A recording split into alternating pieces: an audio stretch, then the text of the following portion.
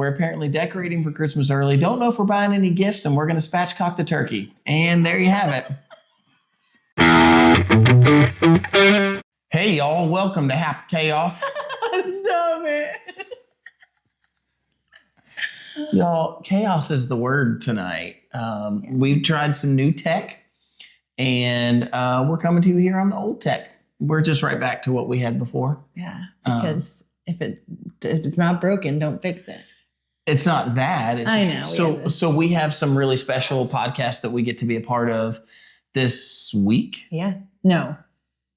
Whenever it is. But we have the test this Next week. Yeah, we're going to be on some podcasts next week. And we've got to test. We have to do it on the computer, not here on our cell phone. Yeah. And some of you are like, you do this on your cell phone? Yeah, just like right here on our cell phone. Because it's a Samsung. That's how we can do it. Yeah, apples are for eating. So all the Apple people now are going to be coming at us. Yeah, leave it in the comments. This is your first one. Are you team Apple or team Samsung? Yeah, I converted Kelly early on. Yeah, very early on. To some Samsung. And I'll never go back. She likes a Samsung device.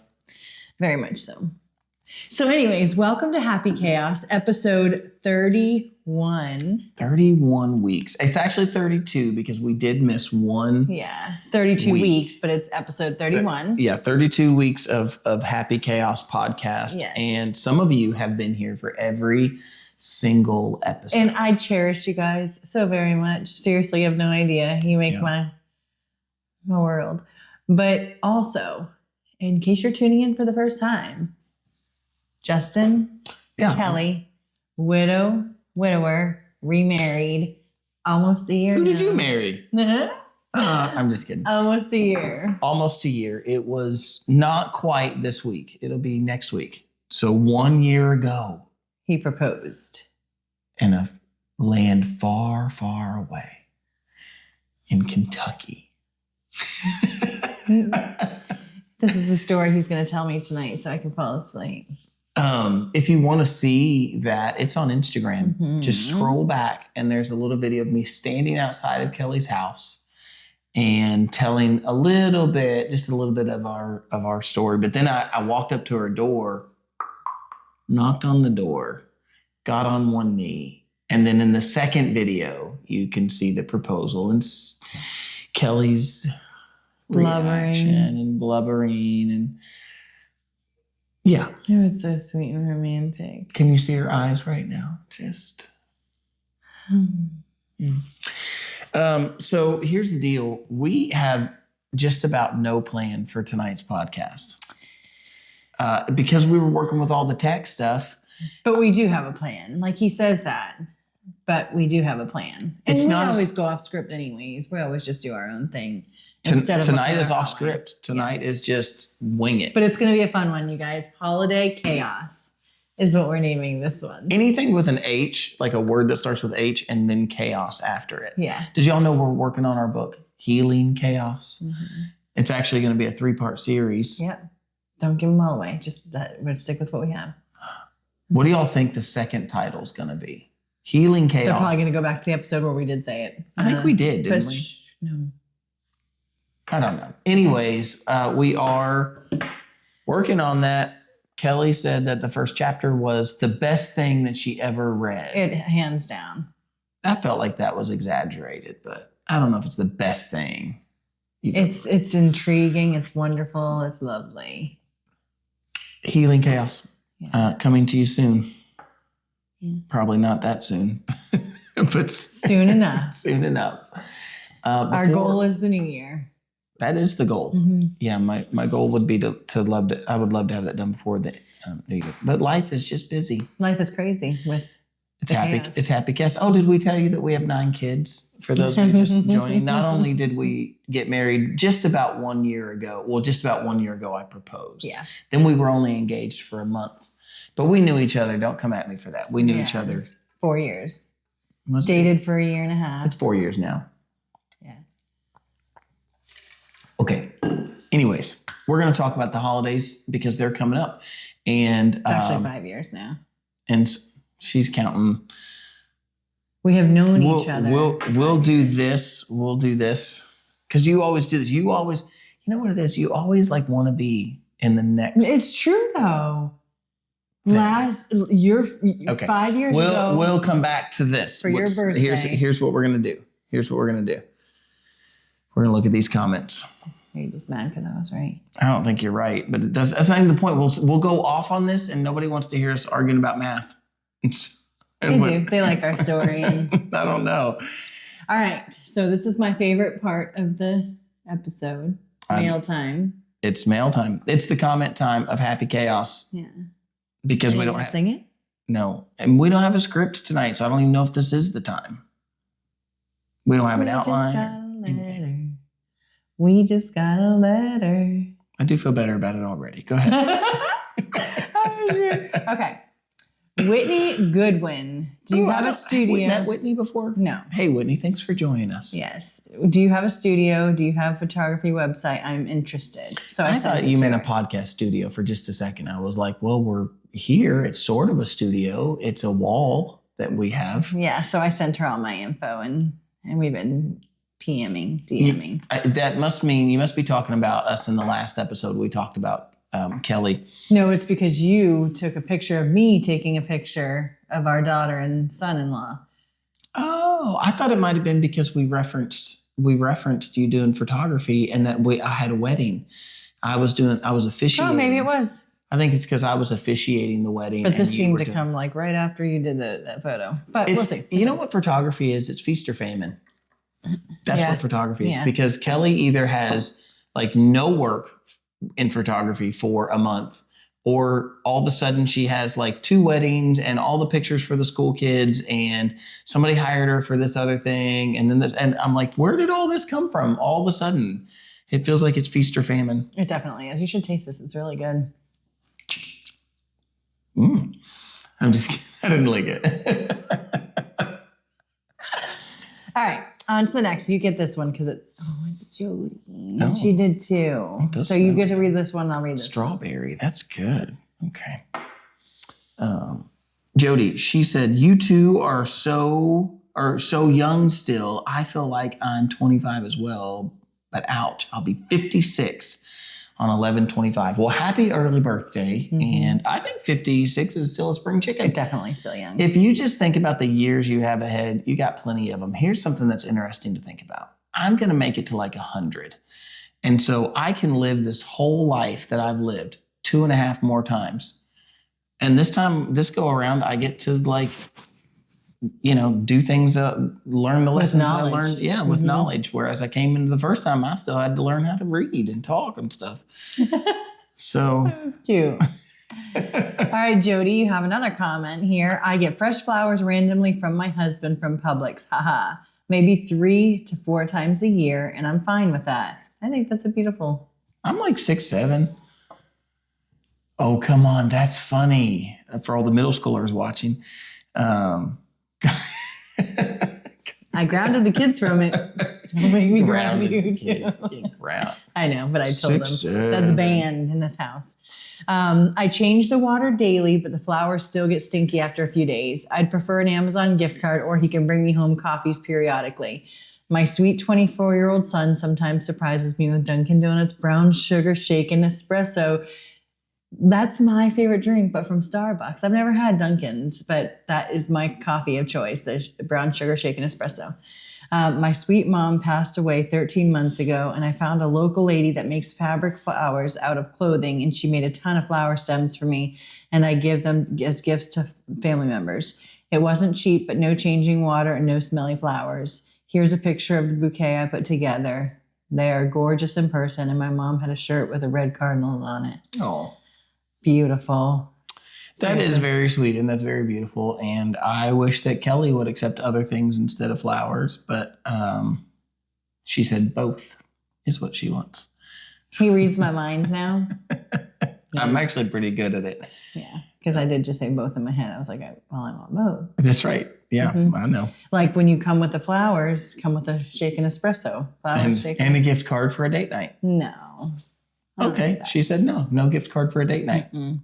Flowers and coffee speak for themselves. Even just flowers speak for itself. Yeah. Date nights don't need a gift card. No. Deb Duvall. You want to read this one? Chris asks me every Sunday morning what I'm wearing, and he tries to match me best he can. I know that's unusual for a man on this, for a man to be on this side of this. Deb, I just want to say, can you bring the camera, bring your phone over to Chris? Chris, well done. Let me just say, I think that's amazing. And for those of you, keep doing your thing. Fist bump. For those of you who are like, what are we talking about? That's because we have this thing where Kelly tries to match what I'm wearing, and she will change her clothes. She'll be wearing. And it's not matching. It's complementary. Like if he's wearing this burnt orange. Yeah. I like to find like a light. I like to call this orange rust or burnt orange. And so yeah, I just like to be complimentary. I tried to sneak that one in there. I felt that. All right, Karen and Stephen Gilreath. They can pay you rent, and you could secretly, info kept from child, put in the account to give to them later as a surprise gift once they own their own house or finish college. So I have actually had this idea for a long time and wanted to do this. There's two complications that I have with that right now. The one is, it's not a complication in a bad way. It's just a complication, like literally to the fullest extent of that word. One being that I've never been in a position before. I've never had a child stay in our home long enough before that there was a need to say, okay, it's time for you to start paying rent. Now I have a son getting ready to turn 19 in about a month, and we're going, okay, like you turned 18, you finished out school. It's, we let you have the summer off. It's time to figure out this rent situation. Either, you're working towards moving out, or, buying owning a business, starting a business, something of that nature, or going to school. Those are kind of the things we've put as stipulations. And it's not that he's not working to move out. He is working to move out. He wants that. But some of those plans maybe aren't on the same timeline that we're on. So the complication comes in that, he doesn't want to pay rent because in his mind, paying rent is less money that he can put towards going and moving out, which is a reasonable thing. It just seems kind of backwards. If I know that he's saving that money, and he's a really good saver. You know what I'm saying? Yeah, definitely. Like if our son is saving his money, then what good does it? I feel like I'm just trading, like I'm taking his money and have him hand it to me so that I can turn around and hand it right back to him. So right. So what good? It feels like a complication of like, well, what good does that actually do? And then the second complication just comes down to this. I think it kind of gives I either pay, he doesn't know he's getting it back. So That's I either true. pay rent or I get my booty out of here. Well, that's true. But I think the other complication is that, hey, y'all, we have 9 kids and Christmas is coming and life is expensive. I can't promise that I could keep that money and it wouldn't be like, oh, well, I got to pay that. And there's some money sitting there, yeah. It's not like we're never mind. We're loaded. We're rich. Y'all saw that reel. Kelly's ordering. Which, by the way, you guys are just seeing that right now, I'm sure, because we just put this reel out. It was fun and games. Like, I'm not spending $3,000 on Amazon. That's just not the case at all. Not even close. There was a couple of nasty comments on there, mean comments, and somebody finally got on it on Instagram, and they said, "Why are y'all taking this seriously? It's evidently a joke." Exactly. We literally went in and found a camera that we want to get and put it in the cart so that it made the cart look like it was really expensive. Yeah. Anyways. Yeah. Magic of television, y'all. It's exactly. It was a joke. But they said he should have stayed single. Yeah. Get out of here. His life would be so boring with him. I'd have more money. She doesn't spend But you'd be much. bored and you would not be happy. You do make me happy. Okay. I don't know that I'd be bored. I'd find something to do.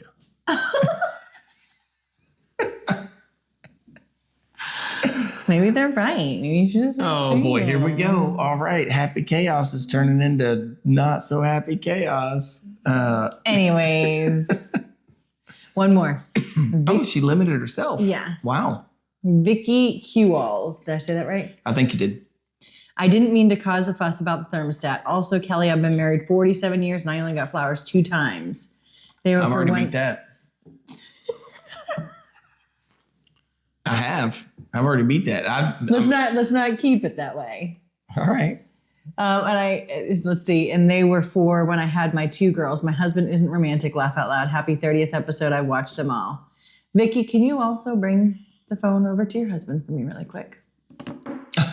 You have a message for him. Dear Mr. Q-Walls, I'm going to need you to pick it up.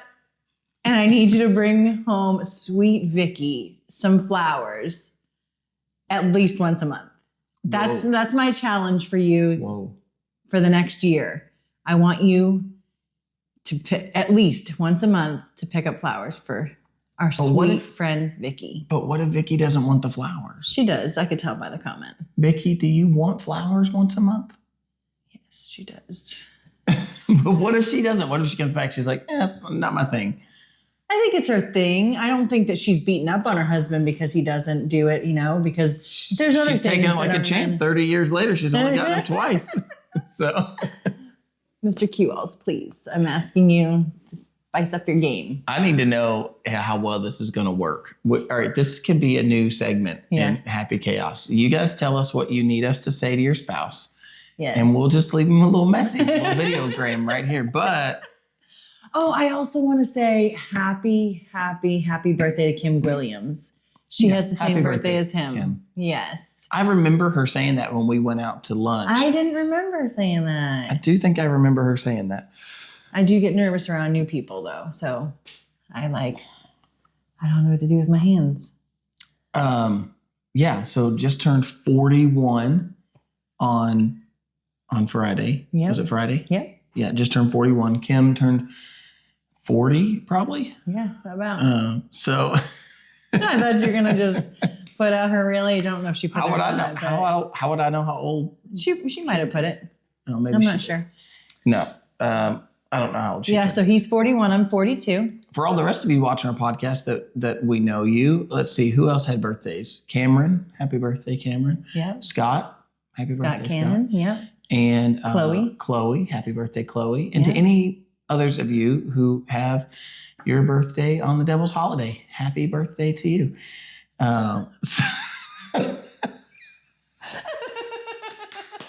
Someone said so perfectly though.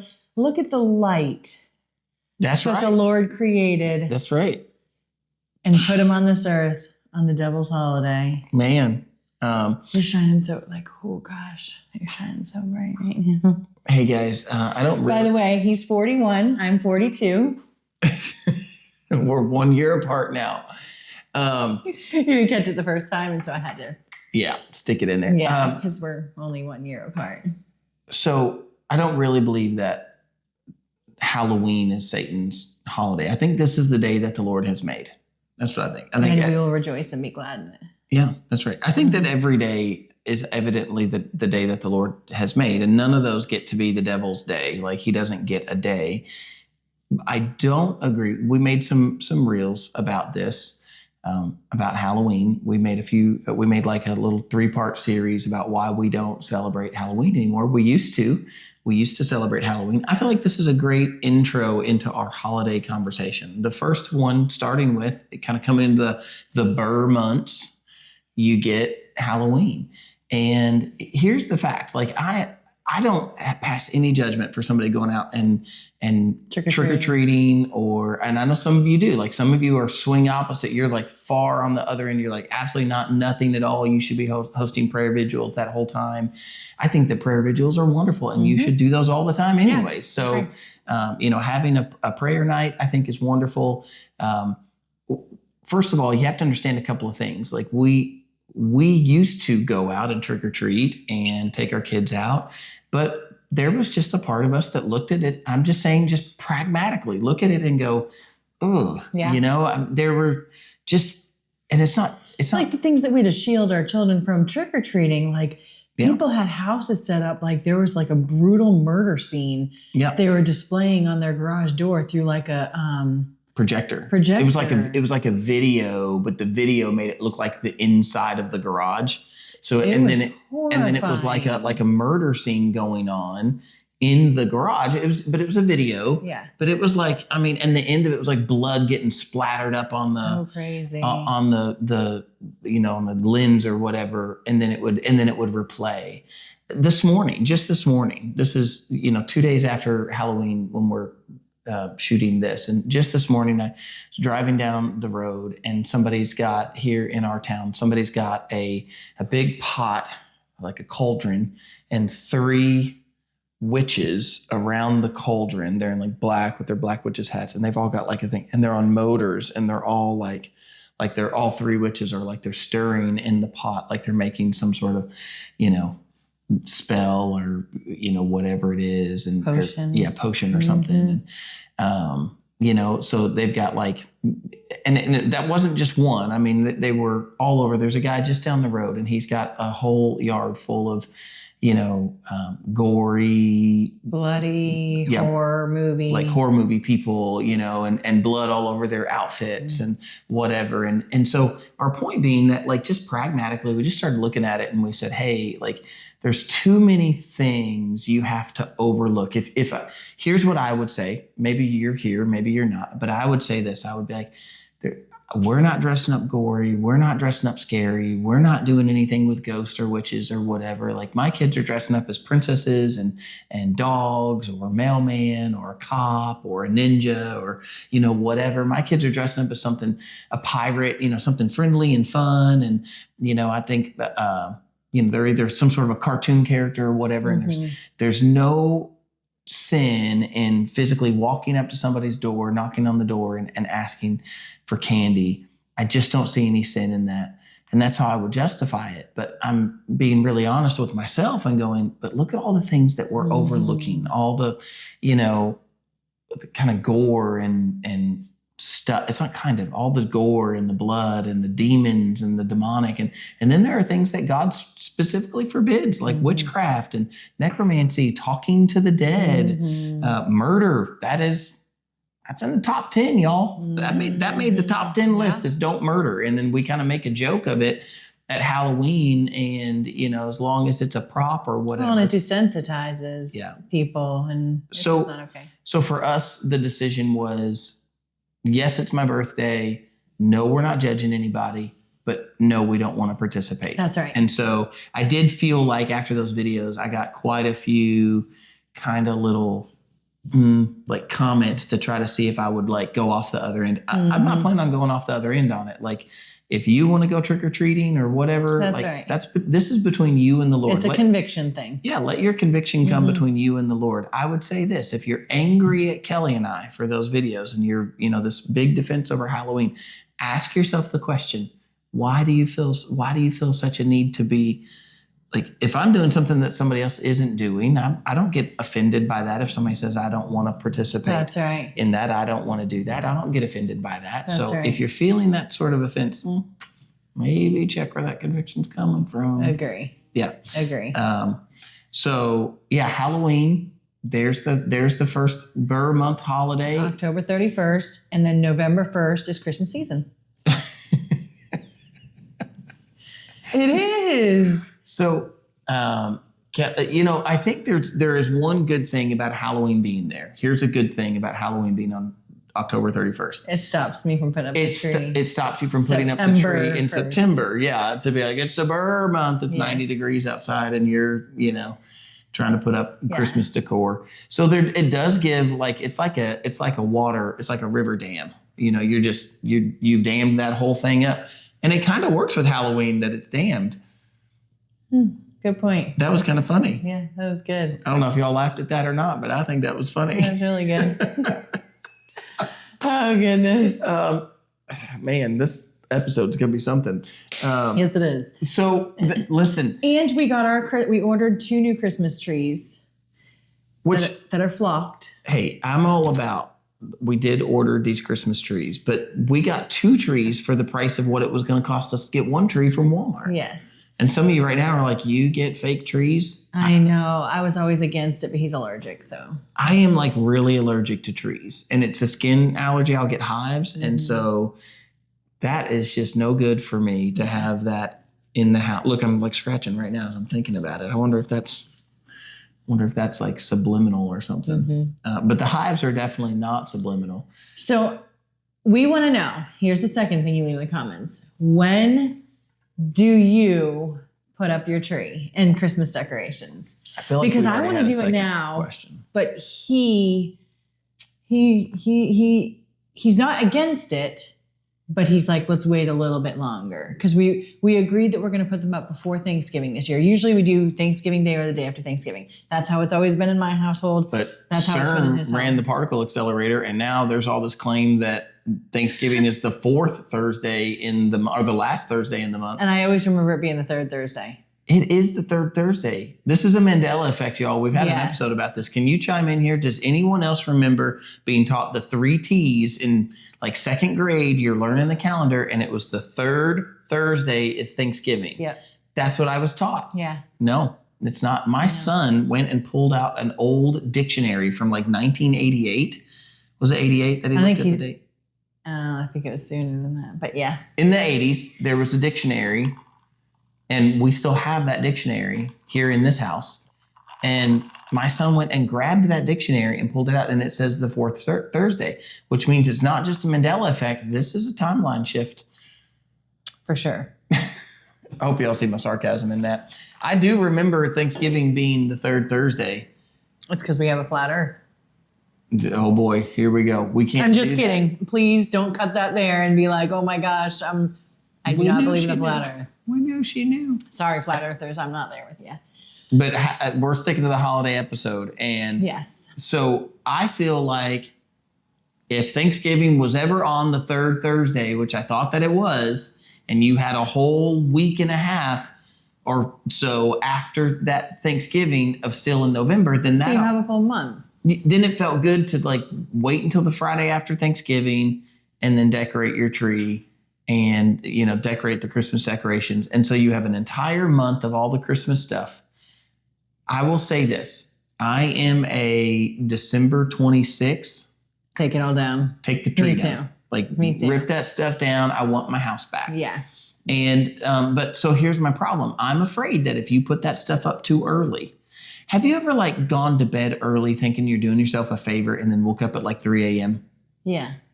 That's what I don't want to happen. That's not going to happen. That's what I don't want to happen. I don't want to put the tree up now and then it's like December 1 and there's some Christmas, Alvin and the Chipmunks Christmas going on, and I'm over here like, if you don't turn that off, I'm gonna break the stereo. Well, then we need to check yourself.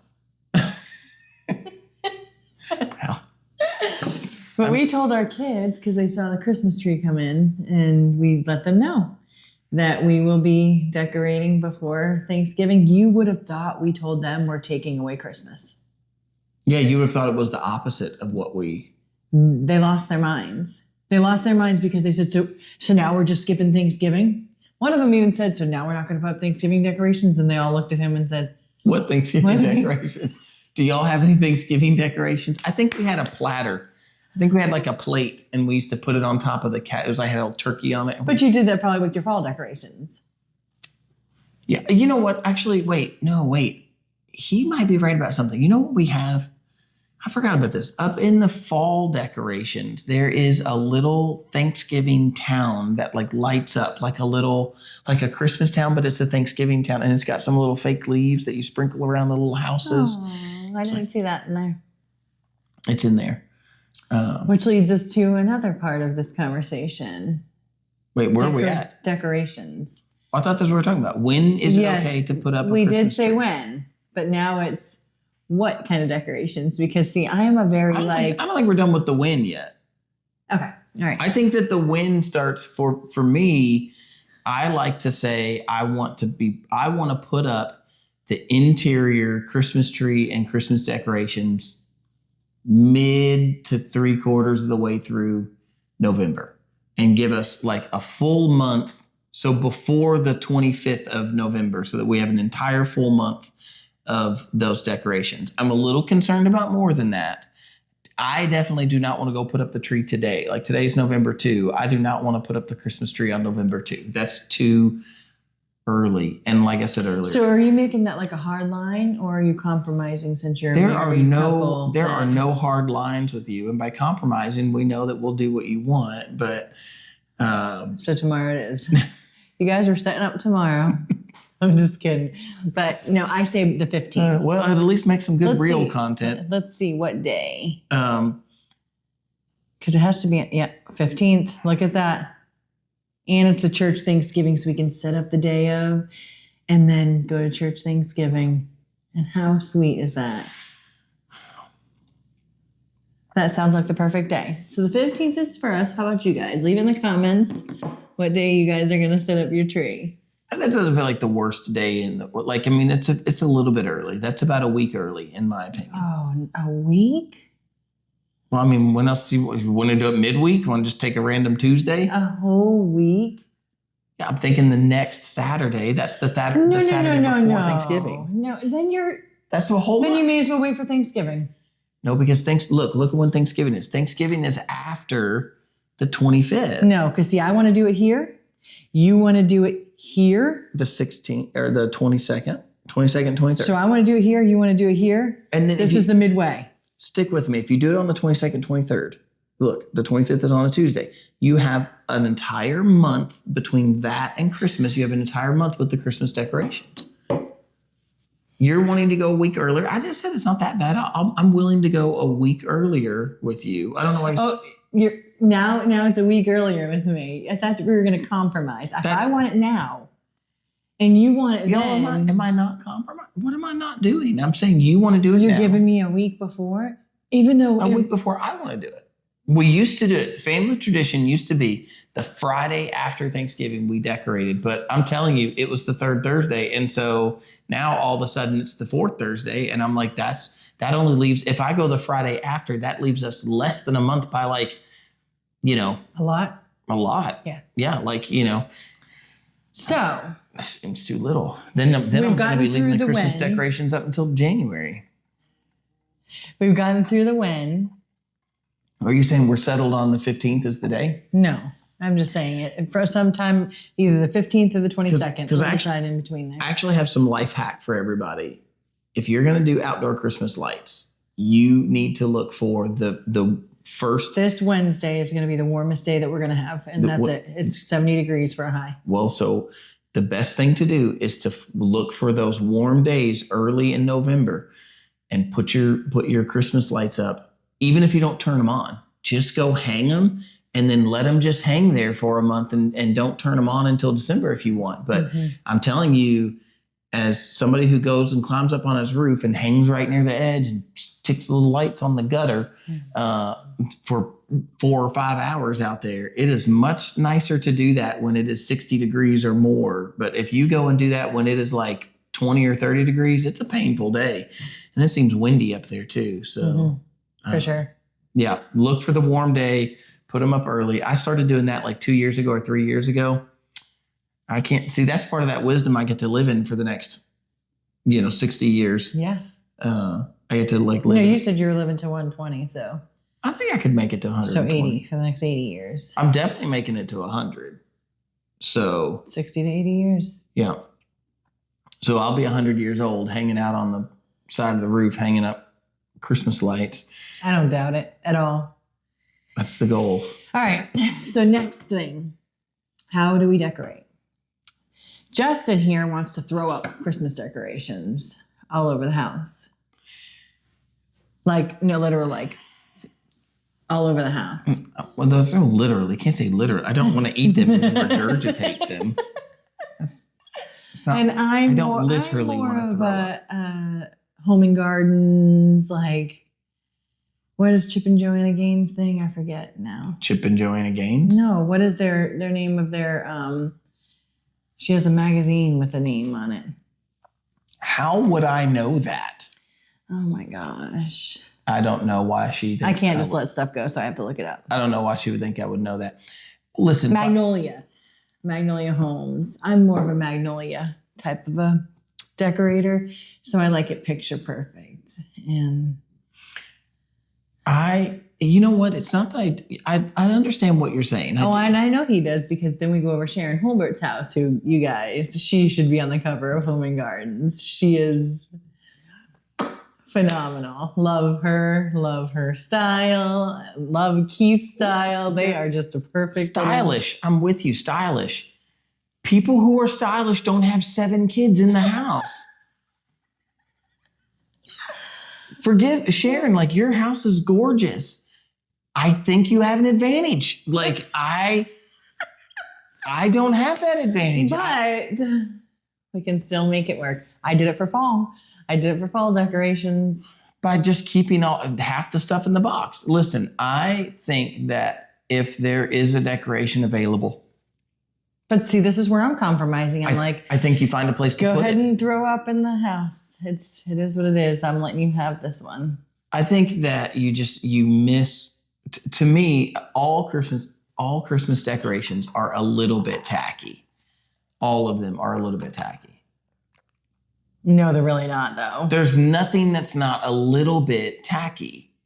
No, you're wrong, though. All of it. Like, it's all like paper mache. Even if you do it in gold or silver, it's not real gold. It's still paper mache or whatever. Oh, Magnolia Homes doesn't do paper mache.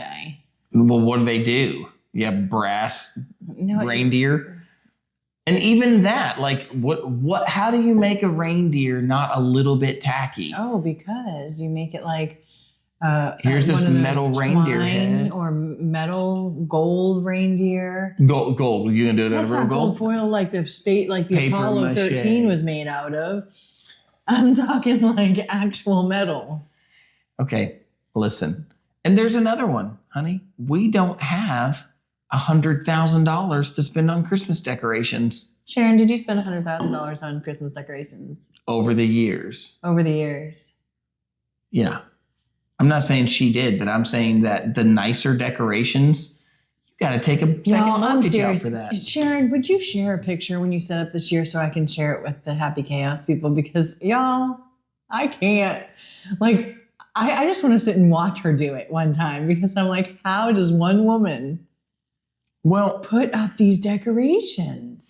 So, but there's something to say, though. Like, some part of the decorations that is so fun is not just okay, it looks like a magazine. I understand what you're saying, but isn't there something to, like, the memories of those decorations, where you got them, when you got them, what kid made them for you, whatever. So yes, there's like they can be goofy and tacky or whatever. So I have this thing that I have from my parents. It's super tacky.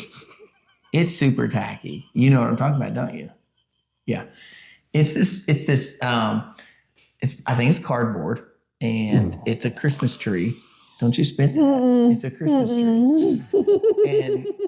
And there's these little bells. There's like one at the top, and then there's 2, and then there's 3, and then there's 4. So whatever that's 4, 7, 10 bells. And they all have a little light in the little bell in the tree. And then the tree is just it's just garland. It's like what you'd put on a Christmas tree. It's just garland, and then the little bells in between. And then it has a little box, and it's supposed to play little songs, and the bells would chime to the songs. None of that part works anymore, I don't think. I think it doesn't. It doesn't work. Yeah, but that little tree and the little bells on it, and especially when they lit up. When I was a kid, my parents got that decoration, and they hung it somewhere in the house. And I remember being like our youngest daughter's age and sitting on my mom's like wingback chair, like 1987, looking at this little tree as the lights would flash. And I'm telling you, it's like nostalgic. I love that little tree for no other reason than... That was a sweet story, though. Well, I'm saying that, like, I love that tree. Mm-hmm. I don't love it, but, like, I wouldn't want to get rid of that. Does it look tacky? Yes. Is it old and beat up? I think it's more about where you want to hang it. That is my thing. Okay, but even at that, I'll go with that. But I'm saying that, like, you can't make that red garland 1985 Christmas decoration. You can't make that look like something that's going to be in a magazine. But we could. But it definitely, to me, is like, oh yeah, I love that. And I mean, there's other things too. We have little like trinkety, I don't know what you call them when it's like a snow globe, but there's no globe part. When there's just like a little music box that, spins around or whatever. I mean, there's all kinds of little things that we have that are, they're memories and somebody gave them to us or from my own childhood or even more than when there's all the little things that like the kids made. And I don't know. Like I think there's more little kid things made that go on the tree. Yeah, sure. Christmas ornaments made out of popsicle sticks, you know, like I love that. And so even though that's not going to look like it came out of a magazine, and then you compile that with, oh yeah, and now there's all of these kids and all of their little trinkety, Christmas decor things or whatever. Yeah. And so, I think that I'm with you. Totally. Like, I'm not trying to take away the sentimental memorabilia of Christmas at all. I think I'm just like, I wonder what the compromise could be where you could have both, like where you could have out, maybe for us, it's like sections. Maybe we have like this part of the house is like the magazine-esque, make it look like it could go in Better Homes and Gardens. Yeah. Or Magnolia Magazine or whatever. And then like this other part of the house is like Christmas. So yeah, I did the other year. We have a really long hallway and I went down that hallway. Now we've got as our hall of memories, which we ought to take everybody down that memory lane where we have on one part, we have pictures of me and Sarah, my first wife, and the kids, and on the their other whole half, life before death. Yeah, and then the other half is yours. Is me and Jonathan and our kids' life before, and then if you go a little bit further in the hallway on both sides, it's our life now and all the memories. And then up at the end of the hallway, when you start the hallway, you look up and it says Memory Lane. It's a beautiful thing. Yes, it's very sweet. But what were you saying? What you've done before? So I went down that hallway and I decorated, like I used Christmas lights and garland and went all the way up along the corners and down along the base and in the corner, like on the corner where the walls come together, in the corner between the ceiling and the wall. And I just lined all of it with garland and lights. And then we took all of like the hanging decorations that you get, like the kind of like flat things that can go on the wall. And we just hung them all down the wall. And we just made this whole hallway of Christmas. And then every night we would just plug them in. And I remember like, looking at my door and it was just glowing, around my door from all the Christmas lights down the hallway. And we had this like Christmas hallway. And so I don't know, I was just thinking that of like, maybe we divide up into sections. Maybe we say, here's your magazine looking section. And here's our like, throw anything you want at it. No hold bars. It's all just. I mean, I think that's a little extreme, the no holds barred thing. I'm with you. There's no such thing as extreme. And I really don't, I'm telling you that because everything's a little bit tacky, then it's okay to just go ahead and be tacky. We have a giant snowman, inflatable snowman. I don't think that's tacky. It's a little tacky. It's even more if I could do what I want. Like he's gigantic, 18 foot? Oh, no, he's 28 foot. Oh, that's right. Yeah. And then, so my house is about 28 feet from the ground to the top of the house, about 28 feet. And so I really want to figure out a way to put a platform and put that snowman on the roof. And that would be 60 feet of Christmas cheer. There might be a flying law against that. I don't think there is, but I'm concerned. I put him up one year thinking, I'm like, I'm going to move this up to the roof. I'm going to build me a big platform on the roof and put him on the roof.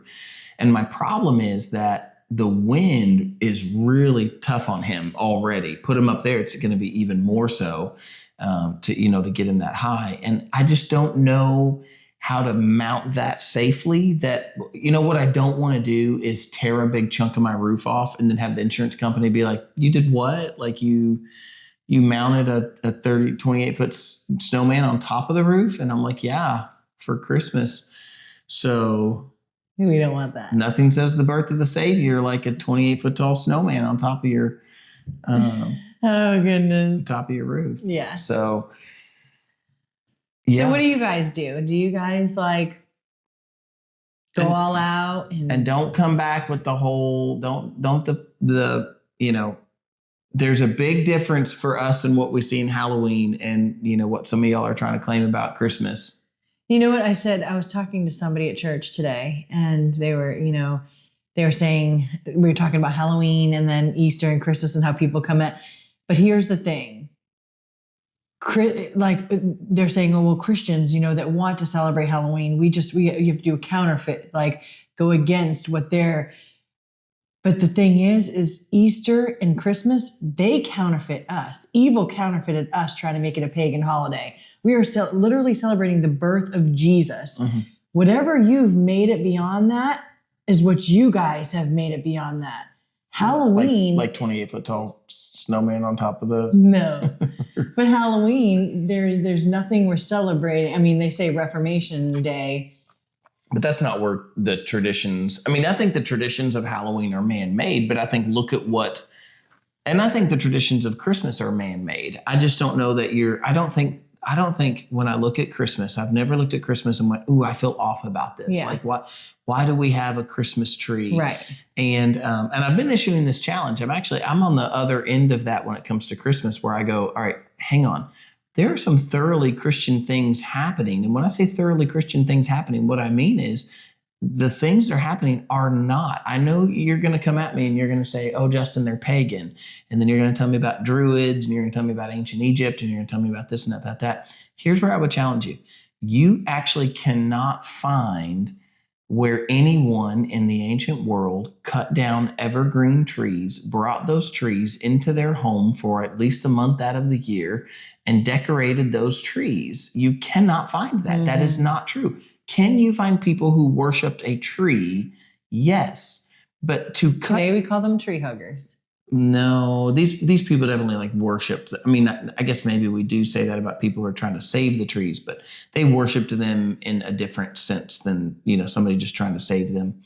But they never would have dared to cut them down and bring them into their home. That is thoroughly Christian, yeah, or at least Christianized. Like it's a tradition that comes from Christian heritage. Mm-hmm. The same thing with the wreath. Like it's not there's people that want to say, oh, well, that comes from the Roman, whatever. Romans made wreaths and put them on their head. They wore them on their head. Mm-hmm. They didn't hang them on the wall as decoration. Coming as a hanging decoration.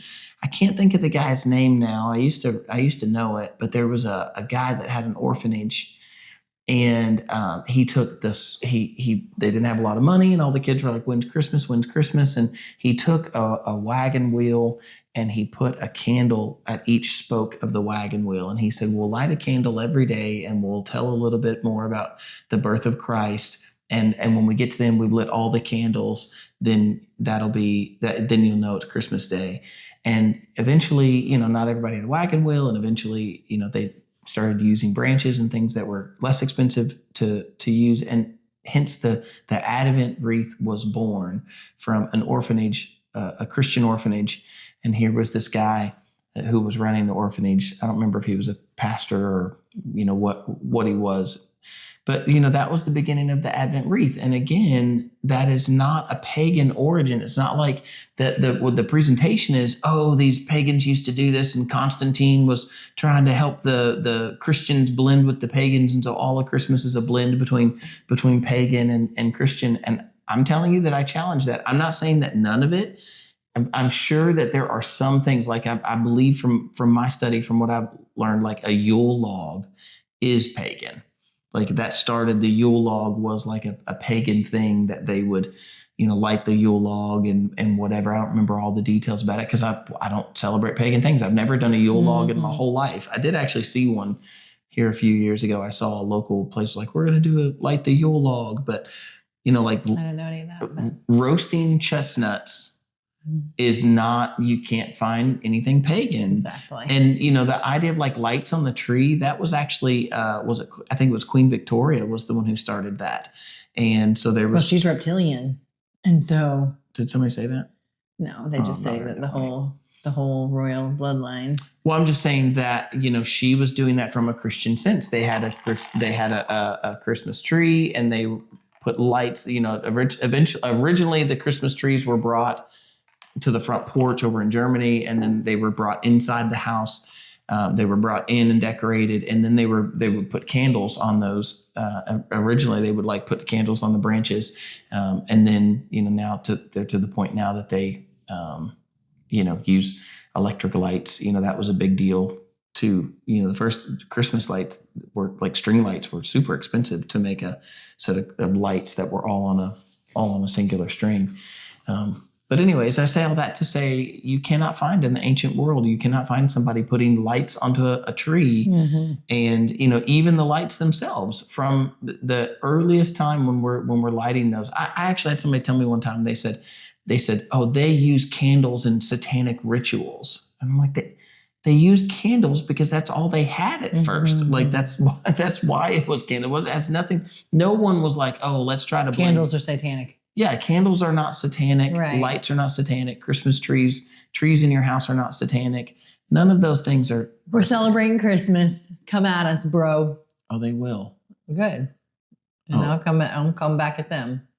But our people won't come at us. So. Well, but here's the thing. I can tell you that just like with a whole lot of other things, I've been forced to look into those to say, okay, because like, am I wrong about this? I had a lady used to come to church and she was dead set against Christmas, like no Christmas whatsoever. She thought the whole thing was pagan. She would bring me these things that people would write up. These, she called somebody one time and she's like, I've got it confirmed. This whoever says that, it is pagan. And I'm like, just because that guy says it's pagan doesn't mean that I believe that. Mm-hmm. I want to research that for myself. And so I'm saying that I've definitely researched and looked into it. No, do we know that Jesus went the date that Jesus was born? No, we do not. But no one is trying to claim that that's the specific day that he's born. It's the day that we've set aside that we celebrate. And I know some people are like, oh, it's the winter solstice. No, it's not. It's not the winter solstice. It's 4 days after the winter solstice. So, it's if you're going to say that we're blending on the winter solstice, they missed it. Mm-hmm. Like they didn't do it right. They should have done it 4 days earlier and put it on the 21st. But again, they weren't trying to do that. They weren't trying to blend the winter solstice with Christmas. It's not the way that they were trying to do that. So anyways, my point being, I love Christmas decorations. I've looked into them. I've never put up a Christmas decoration and been like, I don't feel right about this. Like, should I be putting this witch in my yard or should I be putting this demon on my window? But, right. I agree. I think that when I go, can I put candles in the windows or share Christmas gifts? I've never felt a problem with those. But I think that now that I said Christmas gifts, maybe we move the conversation to the gifts. Yes, that's what I was going to do. Because we have 7 children in the house. We have 9 children, 7 live at home, and a grandbaby.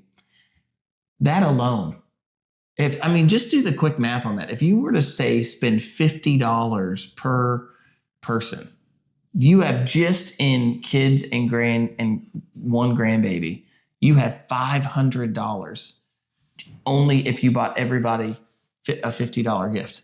And that doesn't include you and I. Mm-hmm. Now you and I get $50 gift, $600. Mm-hmm. You're impressed with my math skills. I am. But that's not the case. And I know it's not about the money that you spend. I'm just saying that there's really no way around if we're going to exchange gifts with the family. There's no way around that being pretty expensive.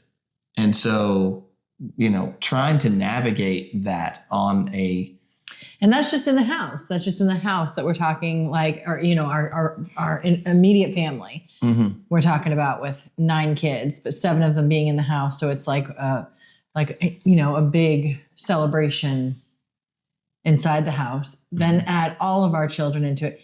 That's just our family. Yeah. Never mind like cousins, aunts, grandparents. Yeah. Uncles. Well, and then we're in this position where we have, a lot of people want to do like a gift. They're like, oh, well, let's make it a little easier. We'll do a gift exchange. Like a name exchange. The only people a name exchange is easier on are the people who don't have a lot of people in their family. Mm-hmm. Because people like us, we go, oh, so now we have to get a gift for each, like every child that's getting a gift for another child or another person in the family. So now we have, we still have 11 more. But it is a cheaper way to do things than saying, okay, well, we've got 5 cousins over here. We have to buy them each a gift for this. And we have to buy this family a gift for each of these. And I mean, even as widow and widower and blended families, now we've got 4 times, you know what I mean, on each side. Right. So it's like. But I'll tell you, like, I have been more and more, this is something I do feel convicted about. Like, I don't love feeling like you got to buy gifts for people. Yeah. I don't love that. Like, I feel like I want to buy gifts. If I see something for somebody that I want to get something for them, I see nothing wrong with that. I think that the intent of that is good. I think that the idea of like, oh, it's Christmas, you got to get them a gift. Oh, but see, I'm a gifter. And so I want to buy everybody a gift. Like I have No. all these friends at church, like the church. That's an example right there. Is like, so for me, it kind of comes down to like, there's a lot of people I want to buy a gift for, but I don't love the feeling of feeling obligated like it's Christmas. Yeah. And I want to buy a gift, but like now I have to buy a gift. Right. And especially if it's like, oh, well, I bought him a gift. Now I got to buy him a gift. For sure. And just like Christmas cards, it might seem like a simple thing to you guys, but like our first year married last year, we did a Brady Bunch Christmas card and we ordered a bunch of them, but still like, I think we ordered 200, maybe it was 100. Yep. And we have a 400 plus member congregation. That's not including our family or anyone else. Right. 400 members that, people get offended if they don't get a Christmas card, but they hear that Susie got a Christmas card. I know. And the problem it can break apart a church. Yeah, I would hope it wouldn't break us apart, but I will say that it does cause offense. And one of the things that's interesting about that is like there's very little grace for just human error. It's, it's like no matter how much you try to explain, like I didn't mean to forget that person. Yeah.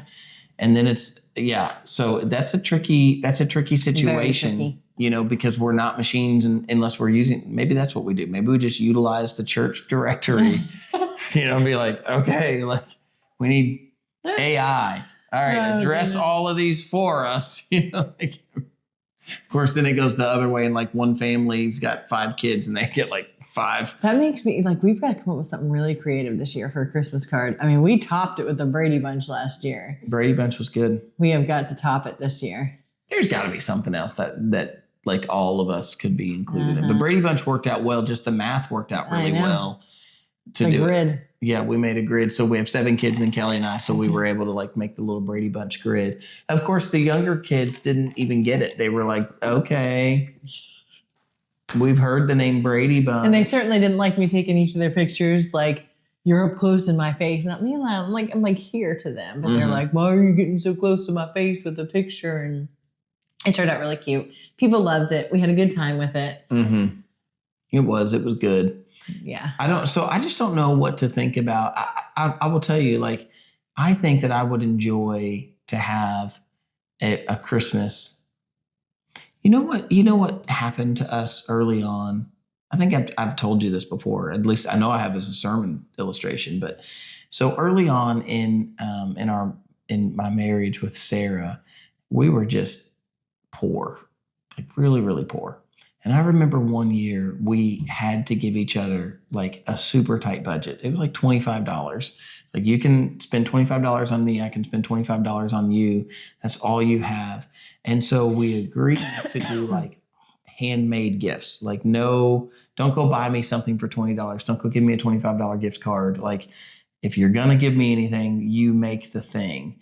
And so I made... Which I love this idea, by the way. Yeah. So I made Sarah a shoe bench, and she was on this kick of like, how to make your house clean, like toxic free and clean. And one of the big things that's on that is to take your shoes off at the door, because you traipse all over stuff outside and then you come inside. And so, and a way to kind of ensure that is to like give a place to put the shoes.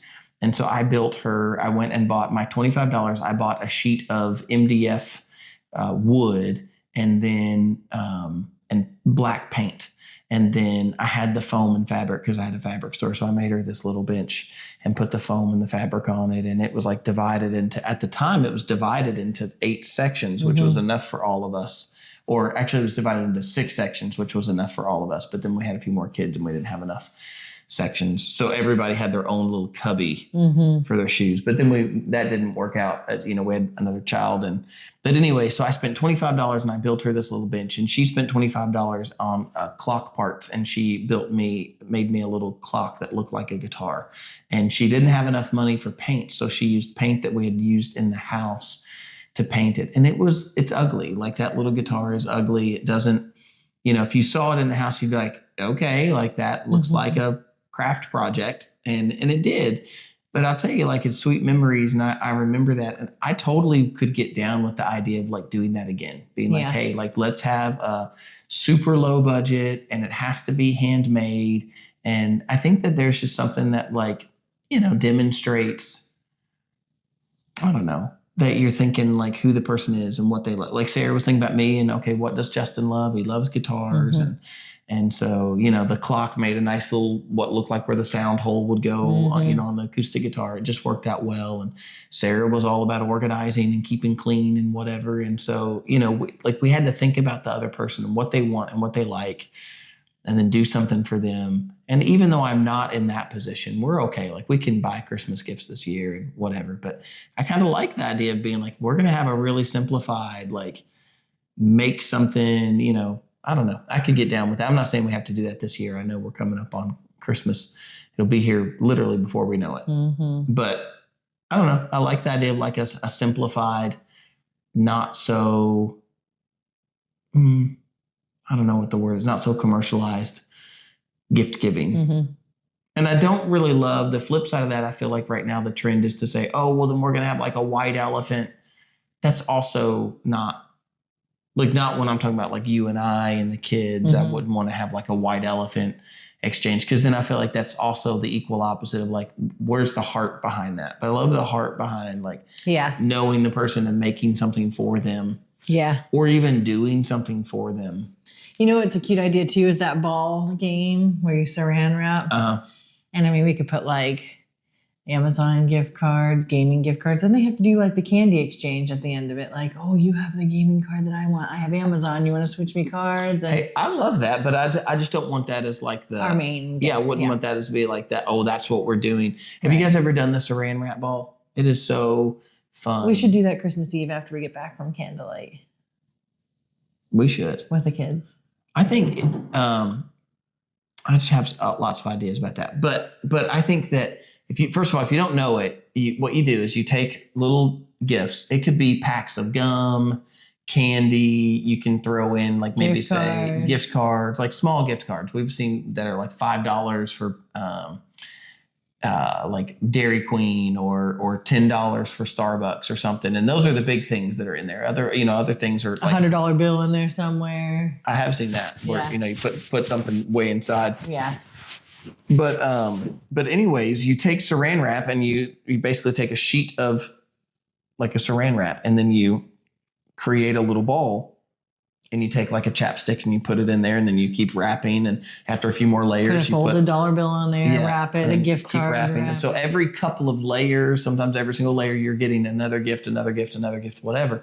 And like a little thing. And then what you do is you pass the ball around. That's what you make beforehand. And we make like a good sized ball. And then you have to have oven mitts.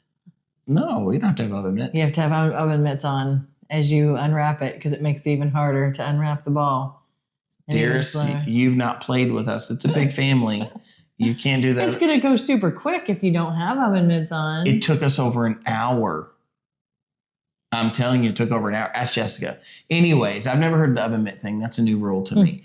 But you unwrap, you get to take one layer of the ball off. Once you get one layer off, then you pass the ball. Next person finds the end, takes one layer off. And then if something comes off with your layer, then that's the gift that you get to keep. And then everybody gets to trade off. Oh, see, we put a timer on. And then you have like 10 seconds per person. So you have oven mitts on. If you can unwrap it to one of the gifts, you unwrap, but then 10 seconds is up. You have to pass that ball on whether you have a gift or not. y'all must use cheap saran wrap. Jessica must use cling wrap or something. Because I'm telling you, there were times, first of all, with no oven mitts, you couldn't get it in under 10 seconds. That's crazy. I'm telling you, it took us forever to get that ball apart. Well, Jessica is very it was tight. Crafty, and she made a really good saran ball. Yeah. So that's a fun idea. Definitely fun idea. We'll have to talk about that some more.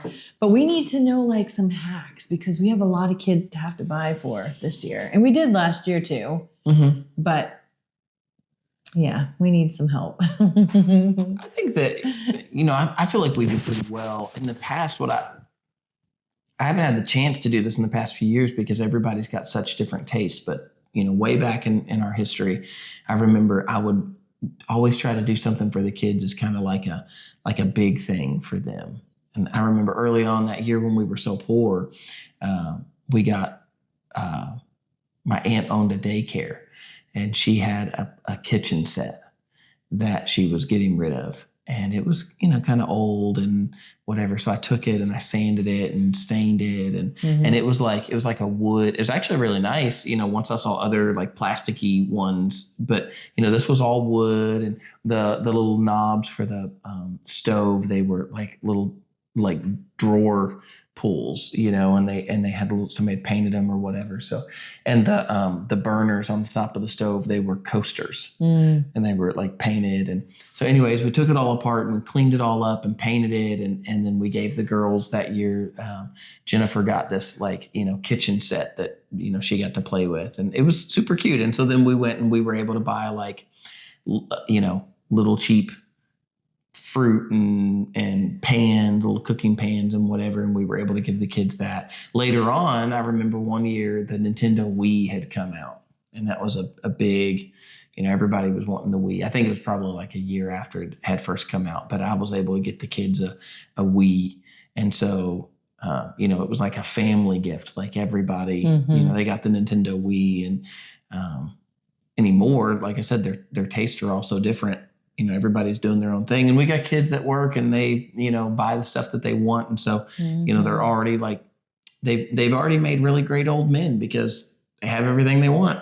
So, when you have that old guy that's I have everything I want. I don't want anything. I feel like that's kind of our boys sometimes, they just have everything. Yeah. So it's trying to figure out you've got one that still wants a baby doll and little kid stuff all the way up to, you got a 19-year-old son living in the house that makes as much money as I do. And so, you were talking about that kitchen though, Jonathan's last Christmas. So 2020, we got Mila. So she was 2.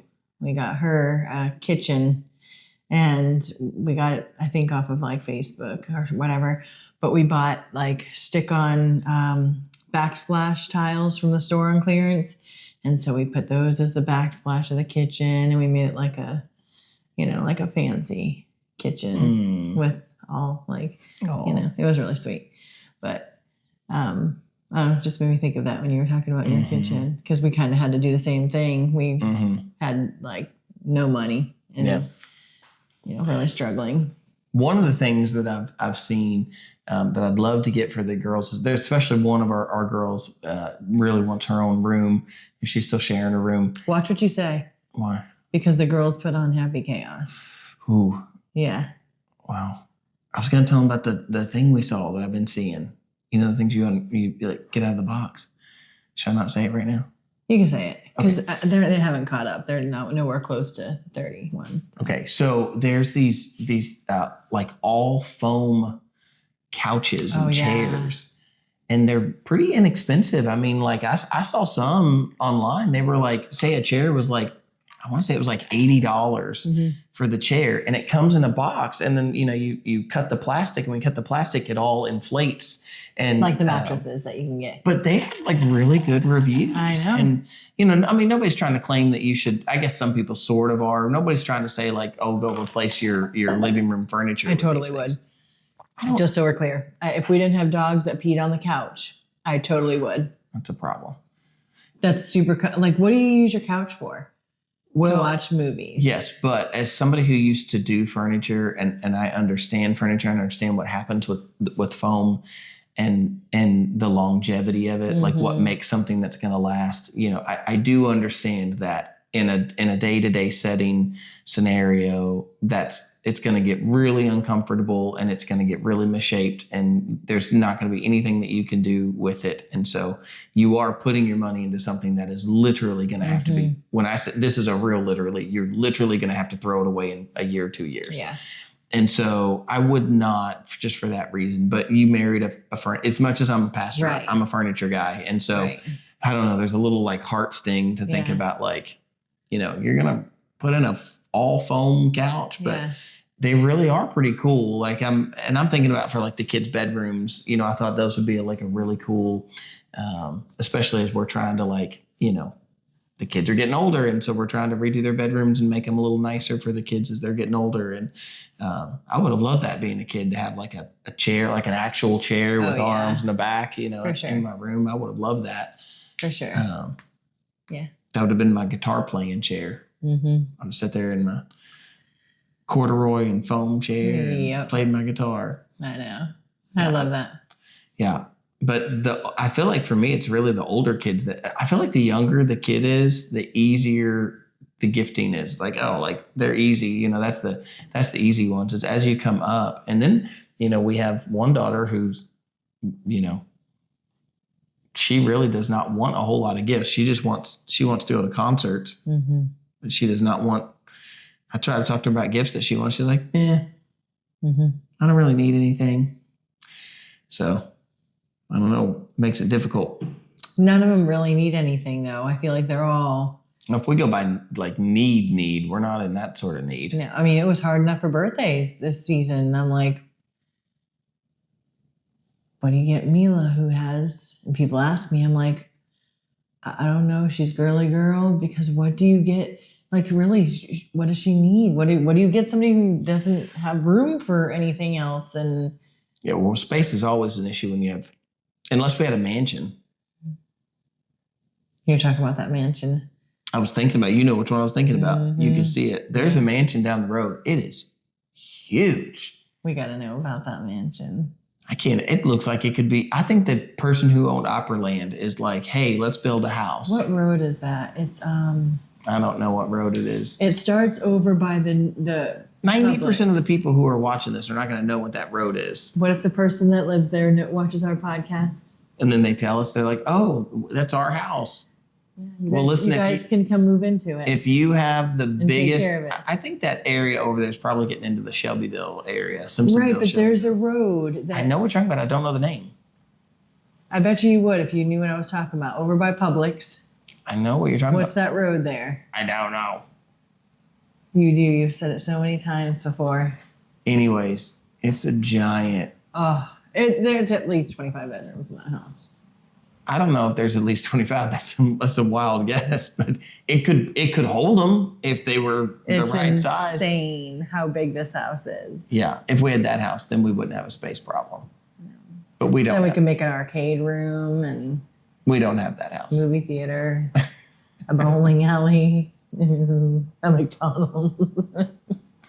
I'm talking Richie Rich style right now. That's what it is. If you have that type of house, you pay for somebody to decorate the house, and then you pay for somebody to go buy the gifts. Sharon, if we get that house, I'm paying you to decorate it. Wow. Even if I had the money, I don't know if I would buy a house like that. And I don't know if I'd want to buy gifts like that. No, I agree. Yeah, it feels like wasteful. Yeah. Well, unless I had like a lot of money. No, it's still wasteful. You'd have to have a job that would warrant that. Like I don't own anything, or you know. And I'm not a big fan. I know this is our holiday episode. We're talking about holiday decorations and stuff, but I'm just not a big fan of pastors drawing that much money from their churches. Even if their church can afford it, I just don't think that they should. Not in that way. I don't think a pastor has to be the pauper of the group. I don't think he has to be the poorest guy in the community of the church. But I don't think that he should be living above everybody either. So, you know, I just think there's got to be a nice happy medium there where you go, hey, these are the actual needs of the person's family, and so this is what we're doing to take care of them. I think that's a good place to be. Yeah, I agree. So, but considering my main income is from the church, I don't see that house in our future. No, and that's okay. That is perfectly fine with me. I think we have a perfect house for the kids we have. It might be tight, but if it was any bigger, everybody would be in their own quarters and nobody would ever see each other. So I like what we've got going on. So if right now, if you could have... Oh, here we go. You didn't let me finish. Go ahead. If you could have any Christmas gift you want. Oh, I thought you were going to talk about house. If someone offered you... Oh, no. But if you could have any Christmas gift you want, like whether it's expensive or not expensive, time, whatever, what would your dream Christmas gift be? By the way, we totally skipped Thanksgiving. Notice how that happened. We went Halloween, Christmas. Thanksgiving, you get nothing. We're not even worried about you. Oh, gosh. Are we doing Thanksgiving or other family? I mean, is Oh. other family doing it? Like, Other are we family. cooking? No, Jessica's holding Thanksgiving. Friendsgiving. Okay, so that's why, because Yeah. we're not having to do anything but just bring a side. Yeah. So we're gonna Or a make couple sides. Because we're gonna make some sweet potato casserole because that's my favorite thing to make. I'm going to make some stuffing because that's my favorite thing to make. Let's talk about stuffing real quick. Hold on. I know we're gonna come back to this Christmas gift thing, but Okay. if I say to you, stovetop stuffing, please tell me the brand of stovetop stuffing. And don't say anything. Don't say anything. I about it need right this now. one. All right, I'm gonna leave this. I'm gonna leave it right there. Leave it in the comments. I want you to put it in the comments. You put it in the comments. No Googling, none of that stuff. Just what Right off now. the top of your head. Stovetop stuffing. Give me the brand. It's blank stovetop stuffing. What is it? I want to know. Yeah. That's it. I'm gonna leave it right there. Yeah. I woke up at 3 a.m. and I'm like, hey. And she's like, what? And I'm like, who made stovetop stuffing? And I told them. You said it. She But- said 3 a.m. And you guys, since we don't want to skip over Thanksgiving in this episode, I want to know, what is you guys' specialty dish? And feel free to leave the recipe in the comments, because they're like, for me, we're Portuguese. And so my dad made Portuguese stuffing. You're not Portuguese. I know you're not being serious. How much Portuguese do you think you got in you? A lot. How much? 50%? No, probably not 50%. 25%? At least. You think you have at least 25% Portuguese? Definitely. My dad's grandparents were 100%. Dad's grandpa. So if they were 100%, then your dad's parents My dad's would be dad. 50%. Your dad would be 25%. That makes you 12%. Not necessarily. But yes, I'm very Portuguese. This is a future episode coming right here. She is not Portuguese. Sweetheart, you are white American. Go ahead. Your temper says you might be Portuguese sometimes. I'm going to go to 23andMe. Oh, wait, I think they're being sued. I'm going to find a DNA. Does anyone want to sponsor it? No, I'm just kidding. I don't know if they want. I want them to have my blood. But I am Portuguese, and so we make Portuguese stuffing. So Forgive me. I'm going to make that. Portuguese. And I'll even leave the recipe in the comments for anybody who wants it. It's got chorizo in it. Well, chorizo. Watch your mouth. We are on our podcast. It's got chorizo in it. So I it's really thought- delicious. I like really you thought guys you are said like, oh my something. gosh, it's weird. It's not. It's so good. There was just a moment there where I thought that you said something. I was like, this guy. And who would want that in the stuffing? And she's a And she's pastor's a wife. pastor. Well, she's new to the pastor. I'm working on taming Kelly. You can't tame this. It's true. Okay, we're gonna hold hands. Now, so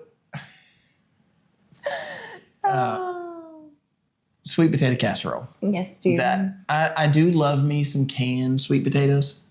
Quit it. Okay. I do love some canned sweet potatoes with just like the old fashioned like candy yams with some marshmallows on top. That's still yummy. Don't misunderstand me. But listen, fresh sweet potato casserole with you make like a Why would you say that? Candy yams with marshmallows on top. Babe, that is not you. I'm you saying hate canned stuff. Candy yams with marshmallows on top is yummy. Okay. Have you ever had it? I've had your fresh pressed. I want to tell you a little sweet secret about potatoes. Kelly. This is one of those Justin tells all on Kelly moments. Oh boy. Kelly tried very little food before she met me. Very little food. And I am shocked at the things. She lived in Florida, never had seafood. I said I hated it. Now she loves She said she hated it, but she never tried it. Yeah. And then now she lives here in Kentucky. That's all I want is seafood. And I convinced her to try some seafood. Even one night we had mussels, and I could see the look on her face, which was the reason I ordered them, because she looked so petrified at the idea that I was going to order these mussels. They were delicious, weren't they? They were yummy. And then you had them when my dad did that little. Yep. Louisiana. What do you call that again? I don't know, when you throw everything out on the table. What do you call that? A boil? Yes, a boil. So he just had like a seafood boil, and he had some mussels in there. And again, yummy. They are delicious. So good. But you never tried seafood. So here we are. Until I saw the dark spot in the mussel. And now I will not touch mussels. There you have it. So fresh sweet potatoes that have been made into casserole. Super yummy. And then I make like it was my late wife's recipe. She would make this kind of like it was like oatmeal and brown sugar, and you'd put a little flour and cinnamon, but it would almost like make like a layer, almost like a cookie-ish layer, if you will, that is on top. And so it was like butter, brown sugar, oats, flour, and then that would be the topping that's on. So I would call it like an oat topping that's on top of the sweet potatoes. Whew, I'm hungry thinking about it. It was delicious. How did we skip Thanksgiving? Because we were talking about gifts and decorations and stuff. And well, sweet potato casserole, that's going to be my specialty. Next week's episode can be Thanksgiving. Oh yeah, we could do Thanksgiving recipes. But for me, sweet potato casserole, that's going to be my number one. But I still think canned yams with canned sweet potatoes with marshmallows on top, that's just as yummy. It's just simpler to make. Okay. I think we need to make both. Okay. Maybe I'll make it and have Kelly try it here on Happy Chaos, where she could try both. Do it. We should have a taste testing episode. Yeah. Where we just bring all the stuff that you've not had and you think is gross. Yeah. You'll have to be real honest with like stuff that you haven't had though. I know. But I haven't had. I'm telling you. Kelly says a lot of things are gross, and then when I challenge her and go, "Have you even had it?" Just like what just happened live right here on Happy Chaos, she didn't actually have it. It's not that I think it's gross. It's not you.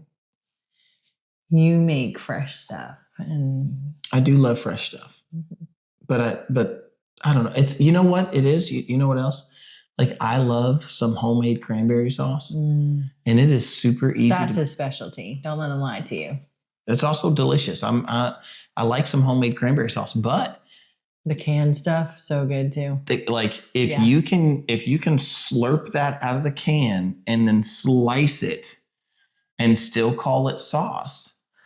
Just the way it is. You know what I'm talking about? When you hold the can like that and it goes babe. Like that. It makes that sound. You know what I mean? Stop it. No. And then it kind of like the ploppy. It's like a plop. Ruin it for me. Why would that ruin it? Because the kind of plops. You know what I'm talking about? There's like a wet smack when it hits the plate, and it's. What kind of show are you talking about? It's like, and then you slice it, and then you can Then you can slice the cranberry sauce. When I was a kid, I used to wonder, I'm like, Well, why? this episode, while we're putting it into YouTube, we're going to have to say not for kids. I'm just kidding. You always have to say that or they block it. I know. But anyways, I always wondered when I was a kid why they called it sauce. I'm like, why is this cranberry sauce? It's not sauce at all. But then if you make actual cranberry sauce, it's a little more like cranberry compote. It's more like cranberry jelly. Yeah. But yeah, it's really easy. Just buy fresh cranberries in a bag. Ocean Spray makes them. You can get them in the grocery store. Put them in a pan. Make compote. Turn the pan on. And you can actually, what you can really do too is if you freeze those berries, they actually cook better from frozen.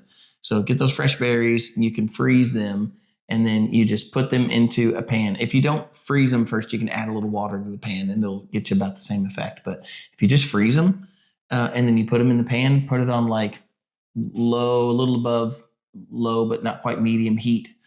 And then you just let those things sit there and simmer, and they'll pop, and you can stir them up or whatever. Add sugar, add lemon juice. If you really want, you can slice up some celery real small and sprinkle some celery in it. Ew. Did y'all see the look on her face change? Like, have you ever had? Why would you do that? Celery is used for one thing, and it's used to be a spoon. Are you ready for this? Have you ever had? Do you eat spoons? No. Look at her interrupt. Let's try again. Have you ever had celery? Yes, I have. In your cranberry sauce? Babe? Have you ever had celery in your cranberry sauce? Babe? Please don't ruin cranberry sauce. Why would it? Babe, it adds a little crunch. You don't need crunch in cranberry jelly. So if you're eating it. Oh my gosh. Y'all. I love that this I'm buying a can for backup. I love that this happened twice in the same episode where she said, ew. And then I said, have you even had it? And she goes, no. She's not even. I'm buying canned cranberry sauce this year. That whole episode's going to be you trying things that you say ew to, but you haven't actually tried. Talk about stuffing. Ew. I have to try it. No, let's talk about the other thing. I wonder what are the other things of Thanksgiving that you haven't tried. Here's another. I think we're on like 6 or 7 comments now, but here's what I want y'all to leave in the comments right now. Go ahead. What are some traditional Thanksgiving things, Thanksgiving foods that you have at your house? Tell me, and that way I can read them with Kelly, and then as she reacts and goes, ew, we'll know that she's never had it and we'll know what to make. So if you're like green bean casserole, don't say that one because she's already had it. But you tell me the things. All right, but listen also. Are you guys turkey people or ham people for Thanksgiving? There's like a divided line. Who? Lots of people. Some people are like, No. I hate turkey. I only want ham. No. And some people are like, you cannot have Thanksgiving without turkey. You cannot have Thanksgiving without turkey. Agree. There's very few rules on Thanksgiving. Very few. Turkey is one rule. I'm with you. But I do like both. And every year, I always hear the same thing. Here's my prophecy. I hear this every year. Turkeys are going to be so expensive this year. Turkeys are so cheap. So cheap. I am blown away when I see, Kroger normally has 10 cents a pound or something. about 10 cents. Oh, it's dirt cheap. But I usually That's what it see was like, last year. What? No, I feel like they're usually like $1, like 98 cents a pound. Maybe. Yeah, I think it's more like 98 cents a pound. I just know it was dirt cheap. I'm telling you, if you're struggling financially, like turkey is an answer. You need to start buying turkeys at Thanksgiving time. Put them in your freezer. Yeah, okay. They take forever. And by the way, let's talk about this for a second. Spatchcock. You have got to spatchcock the turkey. Watch your mouth. Listen, here's what you do. I'm not playing her games. Listen, this is what you do with the turkey. Let me do this. Flip it over so chest is down, okay, on the turkey. Notice I had to say chest with Kelly around. And then you cut out the spine. Quit. Let me tell this. You're making this difficult. Proceed. I'm trying. You cut the spine out of the turkey. Okay, get you a really good pair of scissors, like a good pair of like kitchen shears. You look like you're in pain.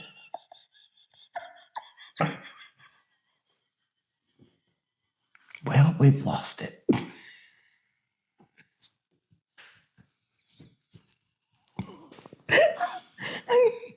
sorry. Okay.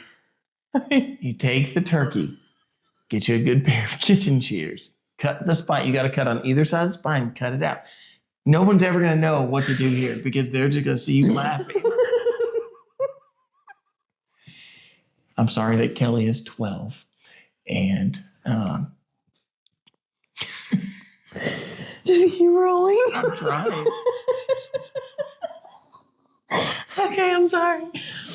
Okay, cut the spine out of the turkey. Now, you flip the turkey. Oh, it takes a little minute. Like, I'm not saying it's the easiest thing in the world, but you can totally do this. Cut the spine out of the turkey, cut on either side of its spine, cut through the rib cage, pull the spine out, get all the stuff out of the middle. You take the turkey, you flip it over now so that where you've cut the spine, it's now face down. And then you kind of take like you're going to do like you're going to give it CPR and you break it and flatten it out. And then you put that into a pan. So you got to get like an extra big pan, just a foil pan. Just go to Kroger, get you an extra big foil pan, and then you do what I just said, and you break it and you spread it out, and then you put all your seasoning in whatever. You cook it in half the time, and it will be way more. It looks like the meat will be juicy. It won't be so dry. I'm telling you. That's the way to cook the turkey. I can't say it again. Kelly's waiting for me to say the name. I've already said it. You have to rewind it behind her laughing and giggling. And it's the way to cook the turkey. I'm telling you, I heard about this and I was like, why doesn't everyone do that? It makes total sense. If I have a steak that's real thick, I'll fillet it. Butterfly it. Yeah, you go butterfly it. That's what you're basically doing with the turkey. Mm-hmm. And so you can cook that turkey in under 2 hours if you will just do that.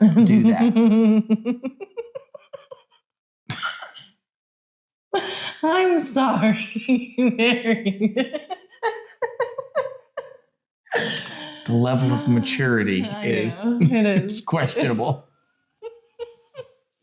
I'm sorry, y'all. Sometimes things get out of control. Yeah, they do. All right. Well, there you have it. We're apparently decorating for Christmas early. Don't know if we're buying any gifts, and we're going to spatchcock the turkey. And there you have it. Oh, gosh. Oh, welcome to Happy Chaos. And there you have it. That's all of it.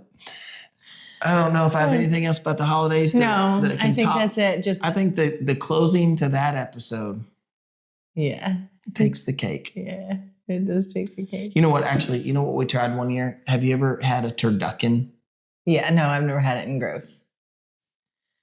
The $300 endeavor that she just put me on to say it's gross. I'm allergic to duck.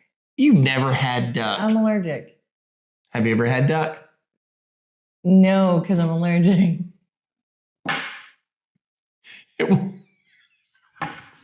It's the same thing over and over. It is like an episode of Scooby-Doo with Kelly. Oh gosh, I'm allergic. It's 3 times in this episode that you have said gross to something that you've never had. I don't want it. I don't want a turkey inside of a duck inside of a chicken. I think it's the other way around. Chicken inside of a duck inside of a turkey. Yeah, I don't want that. Okay. If you've never had one, I have had one. I didn't think it was great, but I don't love duck. It's very fatty. See, I'm allergic. Well, but here's the thing. It's very fatty. My gallstones won't do well with it. But do you know what they put in between the layers? Stuffing. So it's stuffing and then chicken and then stuffing and then duck and then stuffing and then turkey. Yeah. I don't love the duck portion of it, but overall, I think it was pretty good. So right now we have turducken, we have canned yams. Let's see what else we're going to make you try on the next episode. I mean, it's going to take a little cooking. We're going to have to cook a whole Thanksgiving meal just for you to try stuff. I know. We have that burner that we bought. What am I, cook it live? Yes. Well, then we're going to get like 2 things. I know. It's going to keep you from having to try a whole bunch of stuff. Well, I think our battery is about dead. Yeah. And like literally. Oh, my goodness. Yes. Yeah. Okay. It's about to shut us down. So leave your stuff in the comments. Yes. Forgive Kelly. Have grace for her. I'm a newbie. All right, y'all. Thanks for joining us. See you guys.